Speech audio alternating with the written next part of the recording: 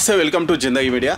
తెలంగాణ రాష్ట్రంలో బీసీల రిజర్వేషన్ల కోసం అయితే పెద్ద ఎత్తున పోరాటం జరుగుతుంది. 42% రిజర్వేషన్లు ఇవ్వాల్సిందే అంటున్నాయి చాలా సంఘాలు, బీసీ సంఘాలతో పాటు కొన్ని పార్టీలు కూడా దానికైతే మద్దతు పలుకుతున్నాయి. ఈ నేపథ్యంలో ప్రభుత్వం కూడా 42% రిజర్వేషన్లు ఇస్తామని చెప్తుంది రేవంత్ రెడ్డి సర్కార్. దీనికోసం ఆల్రెడీ ఆర్డినెన్స్ కూడా తీసుకొచ్చే ప్రయత్నంలో ఉంది. మరి ఇదే సందర్భంలో మాకు కూడా న్యాయం చేయండి అని కొన్ని రెడ్డి జాగృతి వంటి సంఘాలు అయితే మరి ఇక్కడ పోరాటం చేస్తున్నాయి. చెలో ఢిల్లీ కూడా పిలుపునిస్తున్నాయి. ఈడబ్ల్యూఎస్ కార్పొరేషన్తో పాటు ఇంకా కొన్ని న్యాయమైనటువంటి డిమాండ్లు మాకు ఇవ్వాలి, ఖచ్చితంగా మాకు న్యాయం జరగాలి అంటున్నాయి. మరి ఇదే అంశం మీద మనతో మాట్లాడడానికి మన స్టూడియోకి వచ్చారు రెడ్డి జాగృతి వ్యవస్థాపక అధ్యక్షులు బుట్టంగారి మాధవరెడ్డి గారు. నమస్తే మాధవరెడ్డి గారు. నమస్తే మాధవరెడ్డి గారు. మరి బీసీ రిజర్వేషన్ల ఉద్యమం జరుగుతున్నటువంటి సందర్భంలోనే మరి మీరు కూడా ఒక ఉద్యమానికి అయితే చేయబోతున్నారు, అంటే ఈడబ్ల్యూఎస్ కార్పొరేషన్ కోసం. ఏంటి మీ ఎజెండా ఏంటి? బీసీ రిజర్వేషన్ల ఉద్యమాన్ని గురించి మేము మాట్లాడలేం, కానీ ఓకే, ఈ భారత రాజ్యాంగం ఆర్టికల్ ఇచ్చినప్పుడు బీసీలో కానీ ఎస్సీలో కానీ రిజర్వేషన్లు ఇచ్చినప్పుడు 50% రిజర్వేషన్లకు మించి చేయరాదని ఉన్నది. దాన్ని ఎట్లా పురుషులు ప్రభుత్వాలు ఎట్లా చేస్తే కులాలు ఎట్లా సంగతి. నేను సింపుల్ ఒక మాట చెప్తా. భారతదేశానికి స్వాతంత్రం వచ్చినప్పటి ఇప్పటిదాకా ఏ లెక్కలైనా తీసుకుందాం. భారతదేశానికి స్వాతంత్రం వచ్చినప్పటి ఇప్పటిదాకా అగ్రవర్ణాలను ఒక నెపం వేసి మమ్మల్ని ప్రతిదానికి రిజర్వేషన్లు పెట్టి మమ్మల్ని చదువులకు దూరం చేసిరు, ఉద్యోగాలకు దూరం చేసిరు, వ్యాపారాలకు దూరం చేస్తారు, ఆర్థికంగా ఎదగడానికి కూడా ఇబ్బంది పెట్టారు. ఎందుకంటే ఉదాహరణ చెప్తా, నేను 10వ క్లాస్ చదివేటప్పుడు మాకు పాత పుస్తకాలు ఇచ్చారు, ఇతర వాళ్ళకు కొత్త పుస్తకాలు ఇచ్చారు. నేను 10వ క్లాస్లో ఉన్నప్పుడు నాకు 80 రూపాయల ఫీజు కట్టించుకోరు, కానీ ఇతర కులాలకు 50 రూపాయల ఫీజు కట్టించుకోరు. మరి ఆ రోజు నేను పేదవాడిని. మరి పేదవాడిగా చూడాలి, దేశంలో ఉన్నటువంటి పేదవాళ్ళని పేదవాళ్ళుగా చూడాలి. కానీ ఒక కులం నెపం వేసి నాకు 900 మార్కులు వచ్చినా కూడా మంచి సీట్ రాదు, నాకు మంచి ఉద్యోగం రాదు. ఎందుకు ఈ వ్యత్యాసం? భారతదేశం అభివృద్ధి చెందాలంటే మిగతా దేశాలలో ఎట్లయితే త్వరతగతి చెందుతున్నాయో భారతదేశం కూడా అభివృద్ధి చెందాలంటే మెరిట్ ప్రకారం స్టూడెంట్స్ని తయారు చేయాలి, మెరిట్ ప్రకారం ఉద్యోగాలు ఇవ్వాలి, మెరిట్ ప్రకారం ఆలోచన విధానం ఉండాలి. భారతదేశ అభివృద్ధికి మెరిట్ కావాలి, కానీ కులం కాకూడదు. అంటే మొత్తం రిజర్వేషన్లు ఎత్తేయమంటారా మీరు? నేను రిజర్వేషన్లు దేనికి పెట్టాలి? విద్యా ఉద్యోగం రిజర్వేషన్ అంటే మనిషి ఆర్థికంగా ఎదగడానికి రిజర్వేషన్ పెట్టాలి. నువ్వు ఎట్లా ప్రభుత్వ సంక్షేమ పథకాలలో వాటా ఇవ్వు, తను ఎదగడానికి ఉపయోగపడు, తను ఎట్లా ఆ కులాన్ని ఎట్లా ముందు తీసుకొస్తావు. అది ఇలా చాలామంది చెప్తా ఉన్నారు బీసీలని. బీసీలు ఎన్ని కులాలు? బీసీలలో దాదాపు 120 కులాలలో కేవలం 5-6 కులాలు మాత్రమే ఆ యొక్క ఫలాలను పొందుతారు. మరి మిగతా కులాలు ఆ ఫలాలను పొందలేవు కదా. ముందు బీసీల వర్గీకరణ చేయండి. అంతకన్నా ముందు ఎస్సీ ఎస్టీలకి అవుతుందో క్రిమిలేర్ పెట్టండి. నువ్వు అది చేయకుండా ఎన్ని సంవత్సరాలు వాళ్ళకి ఇచ్చినా కొద్దీ వాళ్ళు వాడుకుంటూనే ఉంటారు, కానీ అక్కడ ఇక్కడ ఎవరు అభివృద్ధి చెందుతారు? నేను ఇంతకుముందు కూడా గతంలో కూడా చెప్పాను, ఇప్పుడు సూటిగా చెప్తాం. గత ప్రభుత్వాలలో ఎస్సీ ఎస్టీ కార్పొరేషన్లు ఉన్నాయి. ఎస్సీ ఎస్టీ కార్పొరేషన్లో ఇప్పటి వరకు ఎన్ని వేల కోట్ల రూపాయలు దానికి పెట్టడం జరిగింది, ఎంతమంది అభివృద్ధి చెందిరు ఒక డాటా తీద్దాం. నాకు గమనించినటువంటి విషయం ఏంటంటే ఎస్సీ ఎస్టీలలో ఏదైతే పెట్టి సంక్షేమ పథకాల యొక్క డబ్బులు ఇచ్చారో, కార్పొరేషన్లు ఇచ్చారో, ఆ కార్పొరేషన్లు కేవలం వాళ్ళ రాజకీయ నాయకులు వాళ్ళ ప్రభుత్వ ఉద్యోగాలు వాడి ఇతర బినాముల పేరు మీద సంక్షేమ పథకాలు తీసుకొని ఆ కార్పొరేషన్ డబ్బులు తీసుకొని వాడుకోరు. మరి వాళ్ళ కులం వాళ్ళు వాళ్ళ కులాన్ని నష్టం చేస్తూ ఉంటే మిగతా అగ్ర కులాల మీద ఏడవడం ఎందుకు? అబద్ధాలు చెప్పడం ఎందుకు? మీకు క్రిమిలేర్ పెట్టండి, బీసీ కులాలు అన్ని కులాలకు ఎట్లా వర్గీకరణ చేయండి. ఏదైతే భారత చట్టంగా రాజ్యాంగం చెప్తుందో 50 రిజర్వేషన్ దాటొద్దని చెప్తుందో దాన్ని మీరు ఎట్లా చేస్తారు చెప్పండి. మీరు మెరిట్ ప్రకారం ఇస్తారా, దేశ అభివృద్ధి ప్రకారం చూస్తారా? ఎట్లా మీరు రిజర్వేషన్ మీరు కన్ఫర్మ్ చేస్తారు? సరే, ఓకే, మీరు బీసీలకు 42% రిజర్వేషన్ ఇస్తారు. మరి మిగతా రిజర్వేషన్లు ఉన్న దాంట్లో ఇతర కులాల వాళ్ళు ఎట్లా పోటీ చేస్తారు? ఇతర కులాల వాళ్ళు ఎట్లా అందులోకి వస్తారు? రావద్దు కదా. మరి వీళ్ళకి 42% ఇచ్చి, ఎస్సీ ఎస్టీలకు 18% ఇచ్చి, ఎస్టీలకు 8% ఇచ్చి, ముస్లింలకు 10% ఇచ్చి, మిగిలిన శాతం ఎంత? జనరల్ కోటా ఉండదా? మెరిట్ కోటా ఉండదా? ఇప్పుడు మీరు చెప్తున్న దాని ప్రకారమే బీసీలకు 42% పోతాయి, ఎస్సీ ఎస్టీలకు మిగతాది పోతుంది. అంటే వాళ్ళకు ఉన్నటువంటి 12+8% వాళ్ళకి వెళ్తుంది. ముస్లింల కంటే బీసీ కోటాలోనే వస్తుంది, అది కూడా దాన్ని వదిలేసేయండి. ఇంకా మిగతా దాంట్లో మీరు పోటీ చేసుకోవచ్చు కదా అంటున్నారు. మిగతా అది కూడా చట్టం చేయండి. మిగతా దాంట్లో ఎవరు చేయొద్దు. ఓపెన్ కేటగిరీ అంటే ఎవరైనా చేసుకోవచ్చు. మరి అదేంది? మరి మా జనాభా ప్రకారం మాకు కూడా ఇవ్వాలి కదా. ఇప్పుడు మేము కూడా జనాభా ఉన్నాం ఈ రాష్ట్రంలో, ఈ దేశంలో జనాభా ఉన్నాం కదా. మరి మాకేంది? అది ఓపెన్ కేటగిరీ అంటే 10% ఇచ్చారు కదా అని చెప్తున్నారు. 10% ఇచ్చారు. అవును, ఎకనామికల్ వీకర్ సెక్షన్, ఆర్థికంగా వెనుకబడిన వాళ్ళకి మాత్రమే రాజ్యాంగ పదవులు కావాలి. ఎవరైతే ఈ కులాలలో ఆర్థికంగా వెనుకున్నారో వాళ్ళకి మాత్రమే అభివృద్ధి చెందడానికి. అట్లా ఏమంటున్నాం కదా మేము కూడా. ఈ దేశంలో భారతదేశం 75 సంవత్సరాలు అవుతుంది. 75 సంవత్సరాల్లో అగ్రవర్ణ కులాలను నెపం వేసి మమ్మల్ని ప్రతి ఒక్క దాన్ని కూడా అడ్డుకున్నారు. రాజ్యాంగబద్ధంగా రావాల్సిన హక్కులు రాలేదు. ప్రభుత్వ పరంగా సంక్షేమ పథకాలు మాకు రాలేదు. దీంట్లో ఏ చర్చకు వస్తారో ఎవరు వస్తారో రమ్మండి, నేను చర్చకు మేము సిద్ధం. రెడ్డి జాగృతి అధ్యక్షునిగా నేను చర్చకు వస్తా. భారతదేశం స్వాతంత్రం వచ్చినప్పుడు ఇప్పటిదాకా అగ్రవర్ణ కులాలకు ఏం నష్టం జరిగిందో, ఎట్లా నష్టం జరిగిందో చెప్తా. మీరు గమనిస్తాడు, నిన్న మొన్న ఒక ఆయన అంటాడు బీసీ కులాన్ని, మీకు ఫ్యాక్టరీలు పెట్టుకోరు, మీరు కంపెనీలు పెట్టుకోరు, మీరు మెడికల్ షాపులు పెట్టుకోరు. అరే ఇదేం క్వశ్చన్ అండి? ఒక మనిషి ఒక వ్యాపారం చేస్తాడు, కులమని వ్యాపారం చేయడు. ఎదిగితే ఇలా మీకే ఉన్నాయి వ్యాపారాలు అంటే, అవును వాళ్ళు చేసుకురు, కష్టపడ్డారు, వ్యాపారాలు చేసుకురు, నువ్వు చేయలేదు, నీకు లేదు, దాంట్లో తప్పేంది, దాని కులానికి సంబంధం ఏంది అంటున్నా. అంటే వాళ్ళు చెప్పేది ఏంటంటే మాకు అవకాశాలు ఇవ్వలేదు, మమ్మల్ని తొక్కేసిర్రు, రెడ్డిలు అగ్రవర్ణం వాళ్ళు మమ్మల్ని తొక్కేసిర్రు అని చెప్తున్నారు. ఇలా ఎస్సీ కులంలో గౌరవ పెద్దపల్లి ఎంపీ గారు ఉన్నారు, వివేక్ గారు. వివేక్ గారి కుటుంబానికి ఎన్ని వేల కోట్ల ఆస్తులు ఉన్నాయి తెలుసా? అట్లా చాలా మంది ఎస్సీ కులాల్లో వేల కోట్ల ఆస్తులు ఉన్నారు. అంటే మేము వేల మీద లెక్క పెట్టే వాళ్ళం మేమున్నాము, మీరు ఎక్కువ మీరే ఉన్నారు, మెజారిటీ మీరున్నారు, మేము ఏదో ఒకరిద్దరం ఉంటే దాంట్లో తప్పేంది అంటున్నారు వాళ్ళు. నేను తప్పు వాళ్ళు ఉంటే తప్పేది అంటలేను, మేము ఉన్నదానికి ఎట్లా క్వశ్చన్ వేస్తున్నా అంటున్నా. నేను కష్టపడ్డ ఎదిగిన దానికి నాకు కులానికి ఏం సంబంధము? నేను వ్యాపారం చేసుకున్నా, వ్యాపారం కులం చూసి ఇచ్చిందా? వ్యాపారం లాభాలు నష్టాలు వచ్చారు. ఇలా ఒక సూటిగా చెప్తా ఉన్నాం. 75 సంవత్సరాల ఈ భారతదేశ చరిత్రలో అత్యధికంగా రైతులు ఆత్మహత్యలు చేసుకున్నారు. ఆ రైతులలో ఎక్కువ శాతం రెడ్లో ఉన్నారు. మరి దీని మీద చర్చ చేయండి. రైతులు ఏ జిల్లాలో చూసినా పంట నష్టం వచ్చో చాలామంది ఆత్మహత్యలు చేసుకున్న వాళ్ళు ఉన్నారు. ఆత్మహత్యల సంఖ్య తీద్దాం, మరి రెడ్లు లేరు అందులో. మరి అందులో దాంట్లో పోటీ పడరు ఎందుకు? మరి మీరు వ్యవసాయ రంగం చేసి వ్యవసాయాలు నష్టపోయారు కాబట్టి ఆత్మహత్యలు చేసుకుని మేము కూడా చచ్చిపోతామని చెప్పరు. మాట్లాడితే ఒక సైంటిఫిక్ ఉండాలి, కొంచెం లెక్క ఉండాలి, 10 మంది అర్థం చేసుకుంటాడు ఉండాలి. ఎట్లా పడితే అట్లా మాట్లాడు, ఏది పడితే అది మాట్లాడుతా అంటే ఎట్లా? అది ఒక శాంటి ఉండాలా వద్దా దానికి? ఓకే, దీని మీద మనం తర్వాత ఇంకా డిస్కస్ చేద్దాం. అయితే మీరు చలో ఢిల్లీ అంటున్నారు, ఇప్పుడు ఆగస్టు 19, 20 చలో ఢిల్లీ అంటున్నారు కదా, మీకు ప్రధాన ఎజెండా ఏంటి? ఎందుకు చలో ఢిల్లీ? ఆగస్టు 19, 20 తేదీన 2 రోజులు కూడా మేము చలో ఢిల్లీ కార్యక్రమం నిర్వహిస్తున్నాం. అగ్రవర్ణ కులాలకు ఏదైతే ఈడబ్ల్యూఎస్ 10% రిజర్వేషన్ ఇచ్చిందో దాన్ని చట్టం చేయమంటున్నాం. దాన్ని కార్పొరేషన్ ఏర్పాటు చేసి ఈ దేశంలో ఉన్నటువంటి ఈడబ్ల్యూఎస్ కిందకి వచ్చే వాళ్ళందరూ కూడా లాభం చేకూరుతుంది కాబట్టి వాళ్ళు చిన్న చిన్న వ్యాపారాలు చేసుకోవడానికి అవకాశం ఉంటుంది. కాబట్టి ఇలా ప్రభుత్వ సంక్షేమ పథకాలలో మాకు వాటా లేదు కాబట్టి ఈడబ్ల్యూఎస్ కార్పొరేషన్ వస్తే మాకు వాటా వస్తుంది. దాంతోపాటు మేము కమిషన్ ఏర్పాటు చేయాలనుకుంటున్నాం. కమిషన్ ఎందుకు ఏర్పాటు చేయాలంటారంటే ఇలా చాలామంది మాట్లాడుతూ ఉన్నారు, ఈడబ్ల్యూఎస్లో ఎంతమంది వస్తారు, దీని మీ జనాభా ఎంత, మీకేంది, ఎట్లా ఇస్తారని అడుగుతుంది. ఇలాంటివి మాటలు మాట్లాడొద్దంటే కమిషన్, చట్టబద్ధమైన కమిషన్ ఉంటే ఎవరు కూడా మాట్లాడరు. మీకు ఉదాహరణ చెప్తాం. ఇలా మెడికల్ కాలేజీలలో ఎక్కడ కూడా ఈడబ్ల్యూఎస్ ఇంప్లిమెంట్ అవ్వట్లేదు. ఈడబ్ల్యూఎస్ వచ్చినట్టే వచ్చింది కానీ మరి ఇంప్లిమెంట్ అవ్వట్లేదు. ఇలా అదే కమిషన్ ఉంటే ఈడబ్ల్యూఎస్ మెడికల్ సీట్లలో ఈడబ్ల్యూఎస్ ఖచ్చితంగా అమలయ్యేది, అందరూ కూడా అవకాశం వచ్చేది. మరి ఇలాంటి సమస్యలు ఉన్నాయి. ఇలా ఏదన్నా ప్రభుత్వం ఏదైనా జీవో తెచ్చినప్పుడు, లేక ప్రభుత్వ ఉద్యోగం కల్పించినప్పుడు, లేక విద్యార్థులు కల్పించినప్పుడు జీవో తెచ్చినప్పుడు దాన్ని ఫుల్ఫిల్గా ఈడబ్ల్యూఎస్ ఇవ్వట్లేదు. ఎందుకు ఇవ్వట్లేదు అంటే ఎవరు కొట్లాడతలేరు. అదే కమిషన్ ఉంటే చట్టబద్ధంగా వాళ్ళు ఖచ్చితంగా ఇస్తారు. మాకు చట్టబద్ధం చేయండి, మాకు రావాల్సిన వాటా మాకు అడుగుతూ ఉన్నాం. ఇలా కేంద్ర ప్రభుత్వం ఏదైతే 10% రిజర్వేషన్ కల్పించిందో అది కమిషన్ చేస్తే మాకు ఎలాంటి ఇబ్బంది ఉండకుండా మా పేదలల్లా లబ్ధి పొందుతారు. కాబట్టి మేము కమిషన్ కోసం కొట్లాడతాం. అదేవిధంగా దేశవ్యాప్తంగా కూడా కార్పొరేషన్ ఉంటే స్కూల్ కాలేజీ పిల్లలు కానీ, లేక విద్యార్థులు కానీ, యువకులకు కానీ, మహిళలకు కానీ వాళ్ళ ఆర్థికంగా ఎదగడానికి కార్పొరేషన్ ఉపయోగపడుతుంది. మిగతా వాళ్ళకి అన్నీ బీసీ కమిషన్ ఉంది, ఎస్సీ కమిషన్ ఉంది, ఎస్టీ కమిషన్ ఉంది, ఇట్లా అన్ని కమిషన్లు ఉన్నాయి. కానీ ఈడబ్ల్యూఎస్ అని కమిషన్ లేదు కాబట్టి ఈడబ్ల్యూఎస్ కమిషన్ కూడా ఏర్పాటు చేయాలని మేము ఢిల్లీలో నిరసన కార్యక్రమం మాత్రమే చేస్తూ ఉన్నాం. ప్రభుత్వం మీద ప్రభుత్వానికి తెలపడానికి పార్లమెంట్ సెషన్ నడుస్తుంది కాబట్టి ఇది గమనించండి, ఇది మీరు దృష్టిలో పెట్టుకోండి. ప్రభుత్వం సత్వరమే దీనిపై చర్య తీసుకొని కమిషన్ ఏర్పాటు చేయాలని ప్రభుత్వం దృష్టి తీసుకెళ్ళడానికి ఈ నిరసన కార్యక్రమం చేస్తూ ఉన్నాం. ఓకే, అంటే ఇది పార్టీలకు అతీతంగా చేస్తారా? ఎవరైనా మీకు సపోర్ట్ చేస్తారా? ఏ పార్టీ వాళ్ళైనా, నేతలు కానీ ఎవరైనా సపోర్ట్ చేస్తారు? ఇది అగ్రవర్ణ కులాలకు సంబంధించినటువంటి 10% రిజర్వేషన్ గురించి పోరాటం. ఇలా ఏ రాజకీయ పార్టీకి అనుకూలంగా ఉండదు, వ్యతిరేకంగా ఉండదు. ఇలా అధికారంలో ఉన్న పార్టీని మేము అడగాల్సిన బాధ్యత. ప్రతిపక్షంలో ఉన్నటువంటి పార్టీలు ఏం చేస్తాయంటే మాకు మద్దతుగా నిలబడతాయి, అది కామన్ ఎజెండా. కాబట్టి మేము ఏ పార్టీ కూడా మాకు అనుకూలం, వ్యతిరేకం ఉండదు.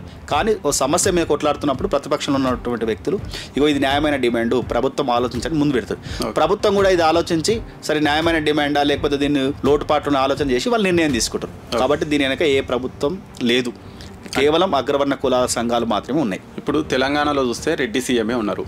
సరే, ఈడబ్ల్యూఎస్ అంటే ఓన్లీ రెడ్డిలను ముందుకేస్తారు. నిజానికి ఈడబ్ల్యూఎస్లో రెడ్డిలు వస్తారు, కోమట్లు వస్తారు, బ్రాహ్మణ్స్ వస్తారు, అందరు వస్తారు. కానీ మరి రెడ్డిస్ రెడ్డి జాగృతి పేరు మీరు చేస్తున్నారు, అంటే రెడ్డిలే కొట్లాడుతున్నట్టు ఒక సీన్ అయితే క్రియేట్ అవుతుంది. మరి మీరు అందరినీ కలుపుకుపోతున్నారా, ఓన్లీ మీరు రెడ్డిల తరపున పోరాడుతున్నారా? ఈరోజు ఈడబ్ల్యూఎస్ కింద వచ్చేటప్పుడు అన్ని చాలా కులాలు వస్తాయి, మార్వాడీలు కూడా వస్తారు. కానీ ఇక్కడ ఏం జరుగుతుందంటే తెలంగాణలో ఎక్కువ శాతం మంది రెడ్లు ఉన్నారు. అంటే ఈ రాజకీయంగా గ్రామీణ ప్రాంతంలో రెడ్లకు పట్టుంది కాబట్టి రెడ్లు అడుగుతున్నారని చెప్పి ఒక ప్రోమియా తీసుకొచ్చి ముందు పెట్టి దీన్ని అంటే డైల్యూట్ చేయడానికి రెడ్లే అడుగుతారు అందరూ వర్తిస్తారు. ఎవరైతే ఆ యొక్క ఎలిజిబుల్ అవుతారు, ఈడబ్ల్యూఎస్కి ఎలిజిబుల్ అవుతారు, మిగతా అగ్రవర్ణ కులాలన్నీ కూడా వస్తాయి. కానీ గ్రామీణ ప్రాంతాలలో రెడ్లు పట్టుంది కాబట్టి వీళ్ళని వాళ్ళ మీద మచ్చేయాలి, వీళ్ళే వాడుకుంటారని చెప్పాలి, జనాల్లో కన్ఫ్యూజ్ చేయాలనే ఆలోచనతో కొంతమంది దుష్ప్రచారం చేస్తూ ఉన్నారు. అదేవిధంగా మీరు ముఖ్యమంత్రి రెడ్డే ఉండు కాబట్టి మీరు ఈడబ్ల్యూఎస్ కోసం ఎందుకు కొట్లాడతారు, లేకపోతే అగ్రవర్ణ కులాలు ఎందుకు కొట్లాడతారు, మీ క్వశ్చన్ ఉన్నట్టుంది. మేము మొదటి నుంచే చెప్తాను, రాజ్యాంగంలో కానీ భారత రాజ్యాంగంలో ఎన్నికలు వచ్చినప్పుడు లేదా ఇప్పటిదాకా రాజకీయ నాయకులు కేవలం 100ల సంఖ్యలలో మాత్రమే ప్రజాప్రతినిధులు అవుతా ఉన్నారు. లక్షల సంఖ్యలలో ఉన్నటువంటి పేదవాళ్ళు ఉన్నారు. ఆ లక్షల సంఖ్యలో ఉన్న పేదవాళ్ళ గురించి మీరు గమనిస్తలేరు.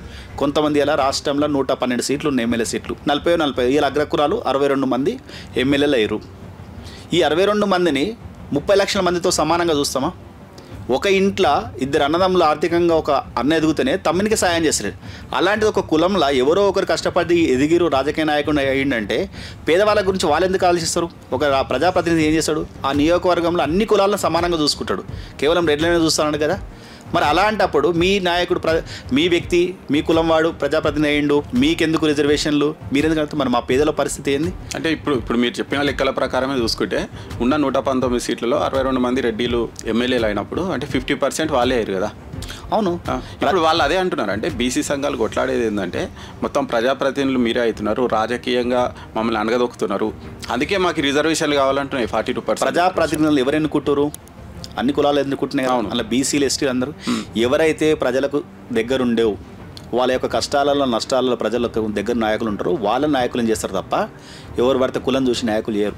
ఇలా హైదరాబాద్లో కానీ లేకపోతే కష్టపడ్డ నాయకులు చాలామంది బీసీలు ఉన్నారు, చాలామంది ఎస్సీలు కూడా ఇండిపెండెంట్గా గెలిచిండు. నీకు మోత్కుపల్లి నరసింహ గారు ఒకసారి టికెట్ ఇవ్వకపోతే ఇండిపెండెంట్గా గెలిచిండు. అంటే అప్పుడున్నటువంటి ఆలయ నియోజకవర్గ ప్రజలు ఈయన ఎస్సీ కాబట్టి మేము గెలిపామని చెప్పిరా? ప్రజలకు ఎవరు అందుబాటులో ఉంటారో, ప్రజల కష్టాలలో ఎవరు ఉంటారో వాళ్ళ నాయకులు చేసుకుంటారు. జనరల్ సీట్లలో ఎస్సీలు నిలబడి గెలవడం చాలా రేర్ కదా, వాళ్ళకి అసలు ఛాన్స్ ఇవ్వట్లేదు కదా. ఛాన్స్ ఎందుకు ఇవ్వరు? ఇలా ఇండిపెండెంట్ గెలిచిన చరిత్రలు ఉన్నారు. ఏదో ఒకటి ఎలా 100లో 1 ఒక్కటి అన్నప్పుడు ఏదో ఒక్కరు అట్లా అవుతున్నారు, కానీ జనరల్ సీట్లలో మామూలుగా రెడ్డిసే ఎక్కువ పోటీ చేస్తున్నారు, బీసీలకే ఛాన్స్ దొరకట్లేదు అంటున్నారు వాళ్ళు. భారతదేశంలో అత్యధికంగా పెద్ద నియోజకవర్గం పార్లమెంటు నియోజకవర్గం మల్కాజిగిరి నియోజకవర్గం. మల్కాజిగిరి నియోజకవర్గంలో సర్వే సత్యనారాయణ గారు ఎస్సీ, మరి ఆయన గెలవలేదా? ఆయన నిలవలేదా? ఇక్కడ ఎన్నికలు వచ్చే వరకు ఇక్కడ వ్యక్తులుగా కులాలుగా లేవు, ఇక్కడ రాజకీయ పార్టీలుగా ఉన్నాయి. రాజకీయ పార్టీలకు ఎవరైతే వాళ్ళకు అనుకూలంగా ఉన్నారో, పార్టీకి కానీ ప్రజలకు అనుకూలంగా వాళ్ళకి మాత్రమే సీట్లు ఇస్తారు, వాళ్ళు మాత్రమే గెలుస్తారు. ఇలా వ్యక్తులుగా ఉంటే కులాలుగా మధ్యలో ఓట్లు ఉంటే అది వేరే పరిస్థితి ఉన్నాయి. కానీ ఇలా పార్టీల ప్రాధాన్యం కదా, నాకు ఒక పార్టీ టికెట్ ఇస్తేనే గెలుస్తూ ఉన్నా, ఆ పార్టీ సింబల్ మీద పోటీ చేస్తుండు. అది అట్లా దానికి వ్యక్తి కష్టపడడానికి నువ్వు కులానికి అంటగడితే ఎట్లా? దానికి సంబంధం లేని విషయం. ఇప్పుడు రెడ్డి రాజకీయ నాయకులు చాలా పెద్ద ఎత్తున ఉన్నారు, నిజానికి 50% రెడ్డి రాజకీయ నాయకులు ఉన్నారు. మరి వాళ్ళు మీ రెడ్డి ఆర్థికంగా వెనుకబడ్డటువంటి రెడ్డిలకు ఏం సాయం చేయట్లేదా వాళ్ళంతా కూడా? నేను అదే చెప్తా ఉన్నా, 2 అన్నదమ్ములు ఉంటే ఒక అన్ననో తమ్ముడు ఆర్థికంగా ఎదిగితే ఇంకో తమ్ముడిని ఆదుకునే పరిస్థితి ఉందా? అట్లనే ఉంటారు ఎవరైనా. వేరే కులాలలో లేరా ధనవంతులు, కోటీశ్వరులు లేరా? అంటే మీకు ఎలాంటి ప్రయోజనం లేదు, వాళ్ళు ప్రజాప్రతినిధులు అయినా మీకైతే మాకు ఎలాంటి ప్రయోజనం లేదు, సంఖ్యాబలంగా చూపిస్తూ తప్ప పేద ప్రజల, పేద రెడ్లకు, పేద అగ్రవర్ణ కులాలకు ఎక్కడ కూడా ప్రయోజనం లేదు. వాళ్ళు నిష్పక్షపాతంగానే వాళ్ళు జనాలకు సేవ చేస్తూ ఉన్నారు. పక్షపాతిగాను మేము రెడ్లకే సేవ చేస్తాం అంటలేరు కదా. వాళ్ళు అన్ని కులాలతో ఎన్నుకోరు కాబట్టి మా రెడ్డి మీటింగ్లకు మా రెడ్డి ప్రజాప్రతినిధులు రావడానికే భయపడుతురు. అరే మేము అన్ని కులాలతో ఉన్నోళ్ళం, మేము ఒక మీటింగ్ పోయి మేము ఎందుకు అంటాయితాం?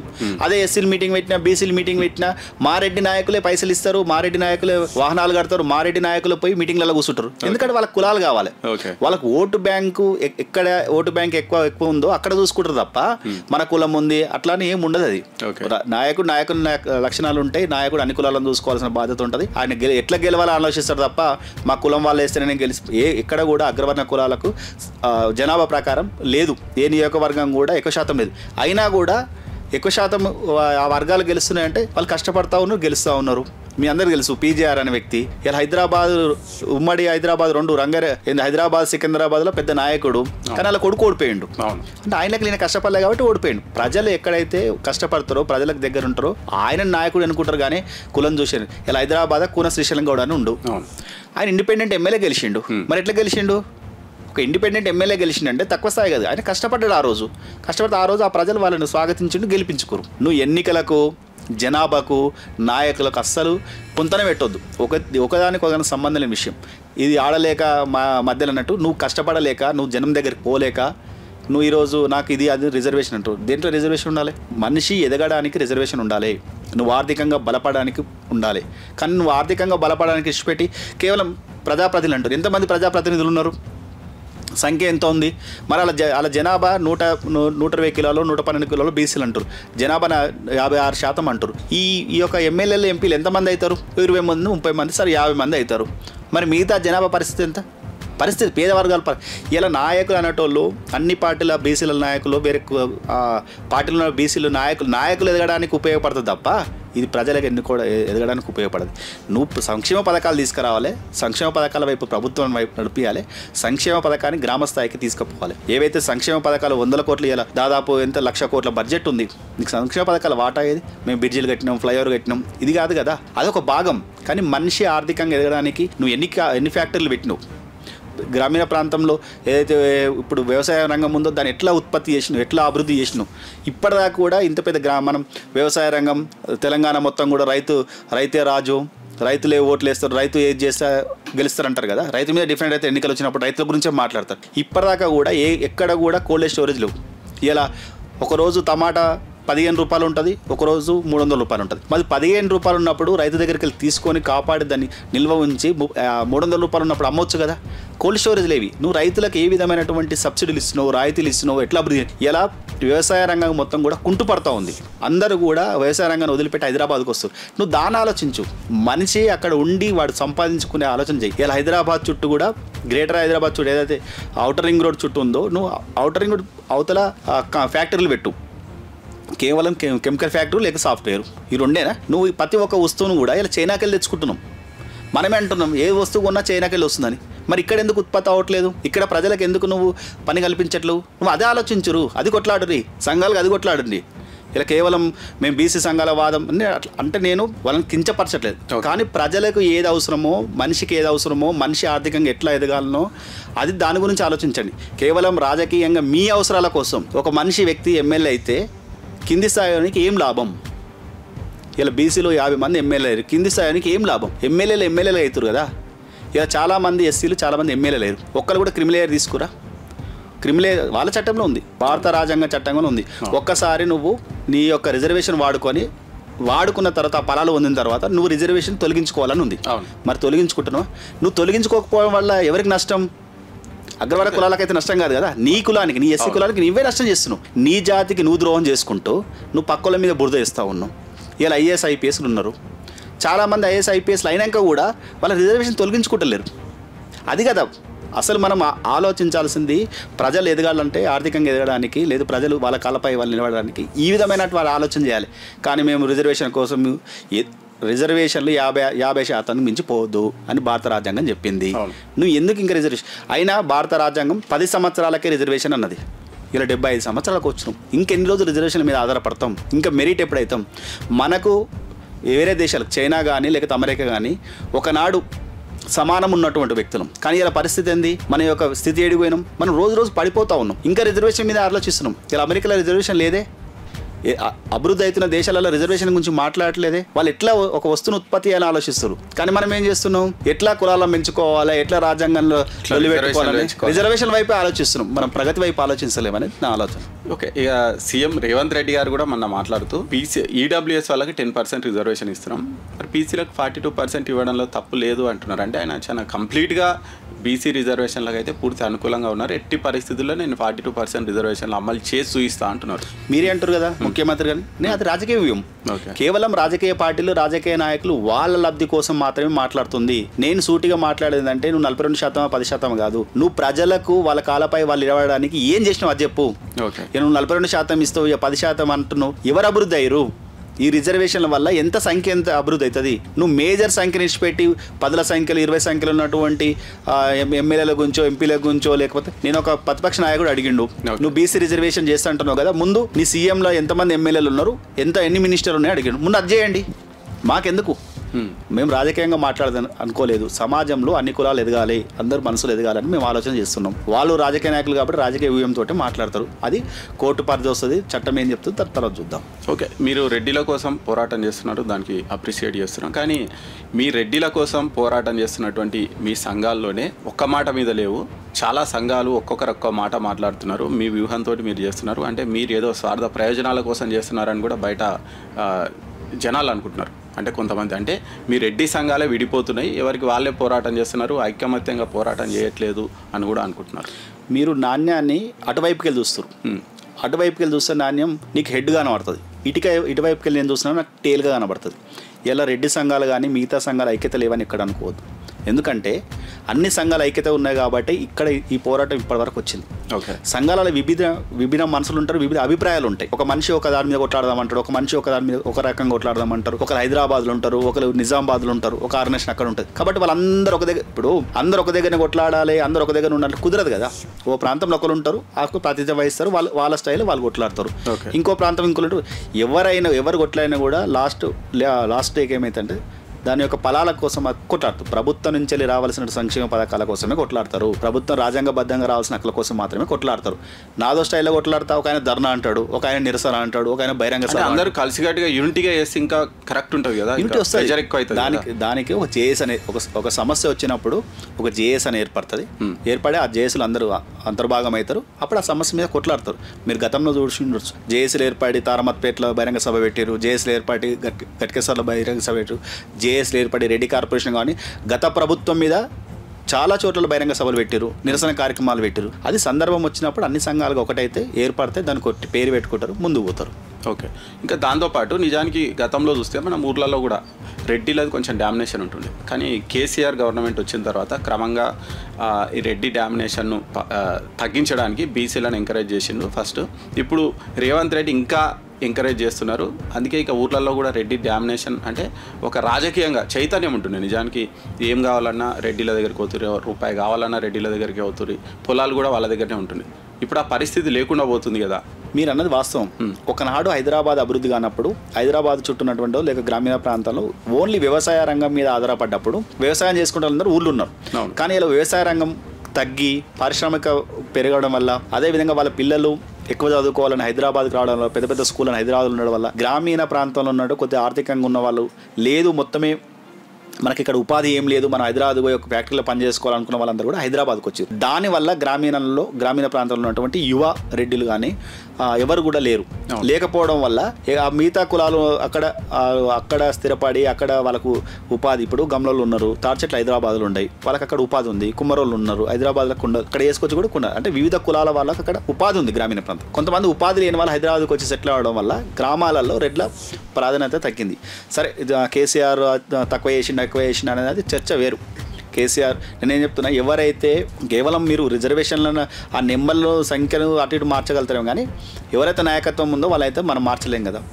ఏ గ్రామీణ ప్రాంతంలో అయినా ఇప్పుడు ఏ ఎన్నికలు వచ్చినా కూడా ఒక బీసీ వచ్చినా కూడా బీసీ వెనక ఒక రెడ్డి ఉంటాడు.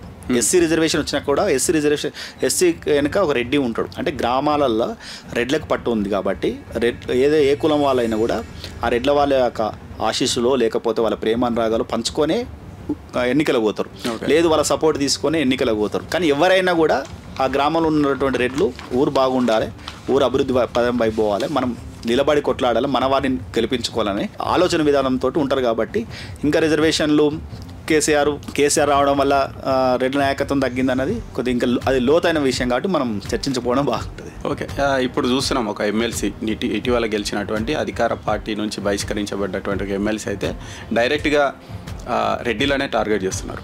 సరే, ఆయన పేరుని ఇప్పుడు ప్రస్తావించాను. డైరెక్ట్గా అంటే మెడికల్ షాపులు అన్నీ మీరే పెట్టుకుంటున్నారు, అది మీరే పెట్టుకుంటున్నారు అని డైరెక్ట్ అటాక్ చేస్తారు. ఆయన ఒక సందర్భంలో మాట్లాడుతూ రేవంత్ రెడ్డి ఆఖరి రెడ్డి సీఎఫ్ అని కూడా అన్నారు. మరి దాని మీద మీరు ఎట్లా స్పందిస్తారు? ఇది వాస్తవము, ప్రజలందరూ కూడా గమనిస్తూ ఉన్నారు. ఒక వ్యక్తి తన రాజకీయ అవసరాల కోసం ఏది పడుతుంది మాట్లాడుతున్నది అర్థమైంది. ఇప్పుడు రెడ్లే వ్యాపారాలు చేస్తారు, రెడ్లు ఇంకోటి చేస్తారు, రెడ్లకే ఉంటుంది అంటే వాళ్ళు వ్యాపారాలు చేసుకురయ్యా. నేను ఏం ఎవరొద్దు అన్నారు. ఎవరైతే మాట్లాడుతూ ఉన్న వ్యక్తి ఉన్నాడో ఆ వ్యక్తి కులం తీసుకుందాం. ఇలా ఆ వ్యక్తి కులం బీసీ. బీసీలల్లా 120 కులాలు ఉంటే మరి ఆ కులానికి ఎక్కువ రాజకీయ అవకాశాలు వచ్చినాయి. వాళ్ళే ఆర్థికంగా ఎక్కువ ఉన్నారు, వాళ్ళే వ్యాపారాలు ఎక్కువ ఉన్నాయి, వాళ్ళే టీవీ ఛానళ్ళు ఉన్నాయి, వాళ్ళే ప్రజాప్రతినిధులు లేరు. మరి వాళ్ళు మాట్లాడరా?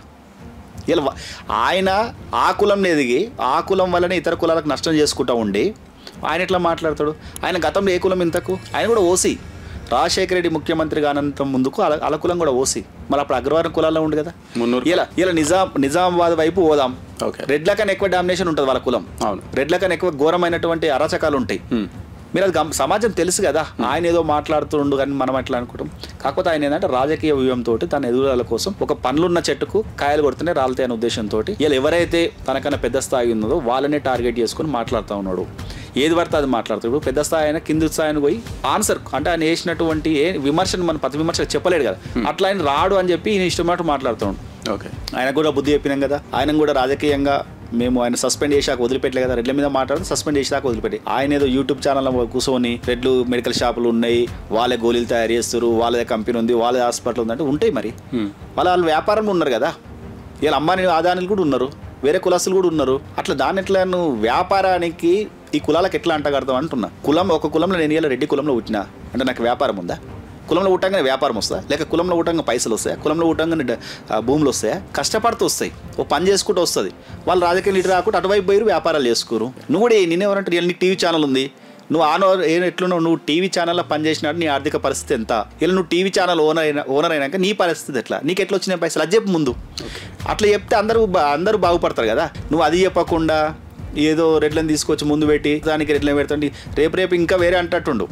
రెడ్లకు 3 భార్యలు 4 భార్యలు, రెడ్లకు ఎందుకు సామర్థ్యం వచ్చిందని ఆ క్వశ్చన్ కూడా వస్తుండొచ్చు మరి ఆయనకు.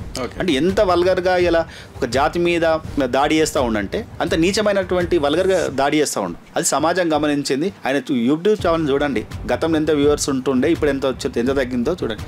సరే, ఆయన రాజకీయ అవసరాల కోసమో ఒక పార్టీ అవసరాల కోసమో ఆయన ఎన్నుకొని నడిపించేటోళ్ళు ఎవరో నడిపిస్తారు. మొన్న చూసారు కదా నల్గొండ జిల్లాలో ఏమైంది, బీసీలను ఎమ్మెల్సీలు నిలబెట్టిండు. మరి ప్రజలే కదా ఓట్లు వేసింది. మా కానాడు 25,000 మంది 2,000 మంది ఉన్నారు ఓట్లు, ఓసీల ఓట్లు, రెడ్ల ఓట్లు. ఇంత మాకెందుకు పిడికరంతుండు, మీ ఓట్లే మాకొద్దు, మేమేం వేసి గెలిపించుకుంటాం. ప్రజలు ఏం చేశారు? అక్కడ ఉన్న రెడ్లనే గెలిపించారు కదా. నేను అందుకే సూటిగా చెప్తా ఉన్నా, ఈ తెలంగాణ ప్రాంతంలో భారతదేశంలో కూడా రాజకీయ పార్టీల సింబల్ మీదనే ఎన్నికలు జరుగుతూ ఉన్నాయి, కులాల మీద జరగట్లేవు. ఎవరైతే ప్రజలకు సేవ చేసారో వాళ్ళని మాత్రమే ప్రజలు ఏ కులం చూడకుండా గెలిపించుకుంటారు తప్ప ఇలాంటి ఎవడో మాట్లాడినని ఎవరి మీద వ్యక్తుల మీద మాట్లాడుతున్నావు, కులాల మీద మాట్లాడుతున్నావు రాజకీయాలకు చేయలేవు. నేను కూడా రెడ్డి నన్ను అహంకారంతో లేదేదో మాట్లాడతా, రేపు నాకు కూడా ఓట్లేదు. నేను సూటిగా చెప్తా ఉన్నా, నేను ఒక రెడ్డి జాగ్రత్త సంస్థ రాష్ట్రం మొత్తం నడుపుతున్నాను, డిమాండ్ మీద నడుపుతా. మా ఊరు అన్ని కులాలతో సంబంధాలు ఉంటాయి, అన్ని కులాలతో నేనే మాట్లాడతా. మా ఊరు చర్చ చేద్దాం, మా ఊరు పోయి అడుగుదాం, తెలుస్తుంది కదా. ఒక మనిషి ఇతర కులాలని ఇతర వ్యక్తులను ప్రేమిస్తేనే మనల్ని ప్రేమిస్తారు. అట్లా అది వదిలిపెట్టి మనం ఏదో మాట్లాడితే ఎట్లా? ఇలా నేను రెడ్డి జాతి సంస్థ నడుపుతున్నాను, మా రెడ్ల కోసం మాట్లాడుతా అంటే సామాజిక సేవలు ఉంటాయి, సామాజిక స్పృహ ఉంటుంది. ఎవరికైనా ఇతర కులాల వాళ్ళకి నష్టమైనప్పుడు పోయి నిలబడతాం, వాళ్ళు అప్పుడు మన నాయకునిగా గుర్తిస్తారు. మనం ఒక సంఘం పెట్టామని ఇతర కులాల మీద మనం ఇష్టమైన మాట్లాడితే కుదరదు. ఎందుకంటే వాళ్ళ హక్కుల కోసం, వాళ్ళ డిమాండ్ల కోసం ఏదైనా మాట్లాడతారు. వాళ్ళు ప్రభుత్వం మీద ఫైట్ చేస్తారు, మేము కూడా ప్రభుత్వం మీద ఫైట్ చేస్తున్నాం. ఇచ్చే ప్లేస్లో ప్రభుత్వం ఉంది, మనం కొట్లాడే ప్లేస్లో ఉన్నాం. కానీ ఇద్దరు కులాల మధ్యలో కొట్లాడుకుంటే ఏం లాభం? మనం ప్రభుత్వం మీద సంక్షేమ పథకాల గురించో రాజ్యాంగబద్ధంగా రావాల్సిన హక్కుల గురించో ప్రభుత్వాన్ని అడుగుదాం. అది ప్రభుత్వం చట్టపరంగా ఏముంది, ఎట్లా ఇస్తే బాగుంటుందో వాళ్ళ ఆలోచన విధానం ప్రకారం మనకు వస్తుంది. వ్యక్తుల మీద ఆ యొక్క మాటలు మానుకోవడం ఆయనకు మంచిదని నేను మీ ద్వారా తెలుపుతున్నాను. అది రెడ్డి అంటే అన్ని కులాల్లాగే రెడ్డిలో కూడా ఆర్థికంగా వెనుకబాటుకు గురైనటువంటి వాళ్ళు ఉన్నారు. ఈ రిజర్వేషన్లు మొత్తం ఎత్తేస్తేనే అంటే ఆర్థికంగా ఎవరైతే వెనకబడి ఉన్నారో వాళ్ళకు రిజర్వేషన్ ఫలితాలు అందాలి. ఈ కులాల ప్రాతిపాదికన కాదు, మా జాతికి న్యాయం జరిగేంత వరకు మాకు పోరాటం చేస్తాం. అదే సమయంలో ఇతర కులాలను కూడా మేము గౌరవిస్తాం అంటున్నారు మరి మాధవ్ రెడ్డి గారు. థ్యాంక్ యూ మాధవ్ రెడ్డి గారు. Thank you.